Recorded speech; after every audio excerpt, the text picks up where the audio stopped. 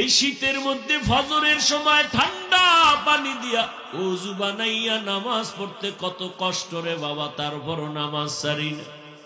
এর কারণ একটাই রে যুবক, আমার মাওলার কোরআন সত্য, নবীর কথা সত্য, কোনো মিথ্যা নাই। ওই কোরআনে আল্লাহ স্পষ্ট যত বয়ান করেছেন তাও সত্য। নেক আমল যারা করবে তারা জান্নাতে যাবে, গুনাহ যারা করবে জাহান্নামে যাবে। আল্লাহ কোরআনে বয়ান করেছেন, ইন্নাল আবরারা লাফি নাঈম ওয়া ইন্নাল ফুজ্জারা লাফি জাহিম। নেক আমলওয়ালারা জান্নাতের পথিক, গুনাহ যারা করবে তারা জাহান্নামের পথিক। ও আল্লাহর বান্দারা, এক সেকেন্ডের আযাব সহ্য করার শক্তি নাই।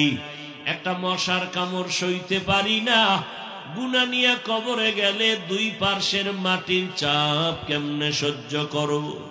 একটা বেতের বাড়ি সইতে পারি না, জাহান্নামের আগুনের গরম কেমনে সহ্য করব? ও আল্লাহর বান্দারা, লক্ষ লক্ষ নবীরা কান্না করেছেন, লক্ষ লক্ষ সাহাবায়ে কেরাম কান্না করেছে, কোটি কোটি হাজার লাখ কোটি উলামায়ে কেরাম জীবন কান্না করে গেলেন। জান্নাতের টিকিট পাইয়া সাহাবায়ে কেরাম জীবন ভর যদি কান্না করেন জাহান্নামের ভয়ে, তো আপনার আমার কি পরিমাণ কান্না করা উচিত? আপনার আমার তো কোনো ইলম নাই, কোনো আমল নাই, এরপরেও চোখে পানি নেই রে বাবা। ও যুবক, ও বৃদ্ধ বাবাজি, ও পর্দার আড়ালের আম্মা জানেরা, মোনাজাত তো সবাই দেয়, অনেকে আল্লাহর বান্দা হাউমাউ করে কান্না করে, আপনার চোখে পানি নাই কেন?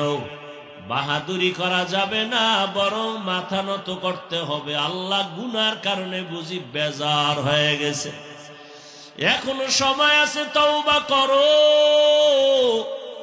১৫০০ বছর পরেও আজও পর্যন্ত কোরআনের একটা ভুল কেউ বের করতে পারে নাই, বরং বহু বিধর্মীরা কোরআনের ভুল বের করতে গিয়া নিজেরা মুসলমান হয়ে গেল। অতএব এখনো সময় আছে, তওবা করে নাও। তোমার আমার মতো যুবক যদি নামাজ পড়ে, দাড়ি রাখে, পর্দা করে, হালাল খায়, মা বাবার খেদমত করে, চাকরি করে, ব্যবসা করে, তুমি কেন পারবা না? আল্লাহর কাছে তৌফিক চাও রে হে মালিক। জীবনে গুনার কারণে আজ দিলটা এত পাথর হয়ে গেল, চোখে পানি নাই। এর সন্তান মা বাবার শাস্তির ভয়ে যদি কান্না করে, একটা ছাত্র শিক্ষকের শাস্তির ভয়ে যদি কান্না করে, আমার আল্লাহর আযাবের ভয় কি এত কম? তোমার চোখে কেন পানি আসবে না রে বাবা? আল্লাহর কাছে মনে মনে তওবা করো আর বলো, হে মালিক, করোনায় কত মানুষ চলে গেল, এই চোখের সামনে কত যুবকের লাশ কবরে রাখলাম, জানাজা পড়াইলাম। ও যুবক, আল্লাহর কাছে তওবা করো হে মালিক। তুমি হায়াতের মালিক, রিজিকের মালিক, ইজ্জতের মালিক। তুমি যদি ডাক দিয়া নিয়ে যাও, দুনিয়ায় কেউ ধরে রাখতে পারবে না। তবে আমি গুনাহগার হইয়া কবরে যেতে চাই না, নেক আমল নিয়ে যেতে চাই। পেছনে শয়তানের ধোকায় পড়ে বহু অপরাধ করেছি, বরকতের রমজান মাস আসতেছে, আর গুনাহ করব না। মা বাবারে কষ্ট দিব না, উলামায়ে কেরামের পরামর্শ নিয়ে নবীর তরিকায় চলবো, মা বাবার দোয়া নিয়ে চলবো। ওই মা বাবার দোয়া ছাড়া সফলতা অর্জন হবে না।